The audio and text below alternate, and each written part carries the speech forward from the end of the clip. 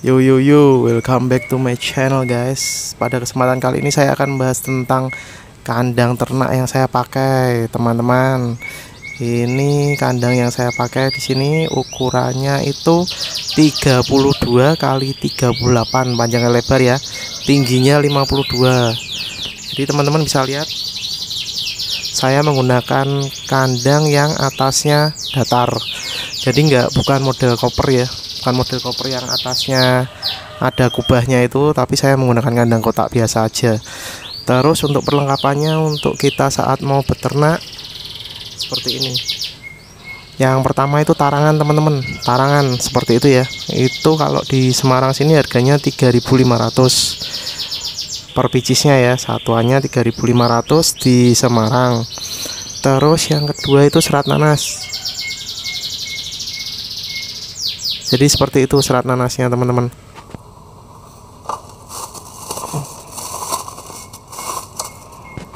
Ini serat nanasnya. Ini harganya 3 ribuan. Ini kalau saya pakai untuk tarangan seperti itu bisa sampai 2 tarangan, teman-teman. Jadi ini nanti dipotong-potong dulu ya. Kalau mau dicuci dulu silahkan, kalau mau dipotong-potong dulu silahkan. Tapi saya rekomen untuk dipotong-potong dulu. Saya nggak pernah cuci sih. Kalau teman-teman mau cuci silahkan, nggak ada salahnya. Terus ini untuk serat nanasnya kenapa dipotong-potong? Karena itu resiko saat itu panjang-panjang nanti anak-anaknya bisa kejirat, teman-teman, terjerat, jadi bisa mati. Mending dipotong-potong, ukurannya sekitar 5 cm, 2-5 cm sudah cukup. Terus yang lainnya ini ada cepuk, teman-teman. Cepuknya yang besar satu, kecil satu. Jadi untuk yang kecil saya gunakan untuk pakan, yang besar saya gunakan untuk minumnya. Tapi saat untuk minumnya itu dilepas tutupnya yang atas ya, teman-teman. Terus itu ada tangkringan 2 sama gantolan, teman-teman. Gantolannya tuh, teman-teman, gantolannya seperti itu. Itu beli sekitar 2000-an, 1.500 sampai 2.000. Tiap tempat beda-beda ya, teman-teman. Ini bahannya dari plat, sudah dimodif, gampang ditekuk itu. Fungsinya untuk apa? Fungsinya seperti ini, teman-teman. Oke, fungsinya seperti ini, teman-teman. Jadi saya menggunakannya untuk gantungan tulang sotong. Jadi kalau untuk persiapan ternak, tulang sotong itu wajib untuk betina ya, teman-teman, karena untuk cangkangnya biar lebih bagus, nggak lembek. Kalau lembek nanti banyak rusaknya, malah nggak jadi anaknya. Terus gantungan ini juga saya gunakan untuk ini, teman-teman. Jadi saya jadikan satu sama telur puyuh untuk gantungan telur puyuh. Jadi saat induan itu bukan induan, masih siapan ya, misalnya masih siapan itu biar birahinya kenceng, saya gunakan telur puyuh gantungannya seperti ini. Jadi satu sekalian, biar nggak kebanyakan gantungan, saya satuin aja. Jadi sotongnya kan lebih besar tuh, untuk telur puyuhnya kan lebih kecil, nggak masalah kalau seperti itu.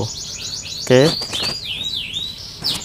Untuk di Semarang kandang seperti ini ukuran 32 kali 38 panjang kali lebar, tinggi 52 itu di harga 55, teman-teman.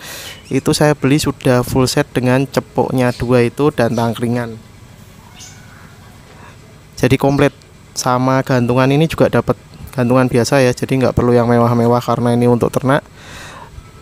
Seperti ini tuh 55.000 tanpa tarangan ya. Jadi tambahnya tarangan itu tempat telurnya sama serat nanasnya itu 3.500 tambah 3.000, 6.500 tambah kandangnya ini komplit 55.000, jadi 61.500-an, teman-teman. Jadi 61.500 sudah dapat kandang untuk ternak. Ini ternak di tempat saya seperti ini, menggunakan ini ya. Terus sekatnya saya gunakan di sampingnya, samping sama belakang, teman-teman. Samping seperti ini sama belakangnya aja, yang sini kosong. Jadi nanti untuk susunannya saya contohin ya, seperti ini. Oke, susunannya seperti ini, teman-teman. Jadi di sekatnya saling nggak bisa melihat ya, jadi aman. Oke, ini aplikasinya. Kalau sudah diaplikasikan yang udah ada isinya itu burungnya betina, itu baru siapan. Jadi proses penjodohan masian itu seperti itu.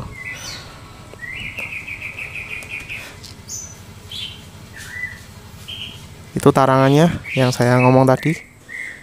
Ini atasnya kasih kapur semut ya, biar semutnya nggak masuk-masuk itu. Tuh serat nanasnya sudah disusun, udah bunderi ya. Ini posisinya udah bunderi, tinggal nanti jodohin kalau rezeki ngisi ya, nelor aman. Nih cepoknya saya kasih yang besar karena dia suka mandi, jadi tetap saya kasih yang besar, atasnya saya copot. Untuk yang pakan saya nggak copot biar nggak kecer-kecer terlalu banyak. Alasnya kita menggunakan kertas teman-teman, biar gampang nyerap, gampang dibersihin juga. Oke, jadi seperti itu bedanya ya, kiri sama kanan ya, aplikasinya seperti itu. Tangkringannya atas bawah sejajar. Oke, untuk tulang sotongnya dan telur puyuh saya tempatkan di situ teman-teman, kelihatan ya. Jadi seberangan sama minum, jangan dijadiin satu sebelahnya minum, nanti kalau makan langsung minum itu gampang kotor sekali teman-teman. Terus yang untuk pakan saya dekatkan di tarangannya biar tidak terlalu jauh. Nanti kalau sudah itu untuk wadah pakannya saya dekatkan ke tarangannya ya, biar nanti kalau waktu udah netes ngeloloh gitu nggak terlalu jauh, jadi lebih enak seperti itu, nggak terlalu riwa-riwi atas bawah, nanti malah nggak karuan kalau waktu ngeram atau waktu ngeloloh. Oke lah, mungkin ada pertanyaan apa nggak terlalu sempit itu. Untuk ukuran 32-38 kali 50 tingginya itu ya.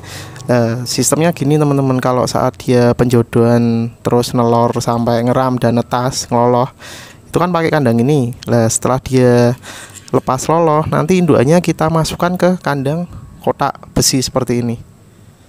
Jadi biar olahraga kita kondisikan di kandang seperti ini ya, kandang kotak besi untuk lovebird itu. Nah, nanti biar di sini dia kondisi biar banyak gerak, lebih sehat, makannya lebih banyak lagi, jadi lebih enak pengondisiannya. Jadi seperti itu teman-teman, kalau di tempat saya sharingnya hanya seperti itu. Kalau ada pertanyaan silahkan tinggalkan di kolom komentar, nanti kita bahas bersama. Oke, mohon subscribe-nya, like, share, komennya biar saya lebih semangat dalam hal sharing ke teman-teman untuk perawatan kenari dan apa aja yang saya gunakan di tempat saya beternak dan pengondisiannya. Oke, seperti itu dulu teman-teman. Terima kasih.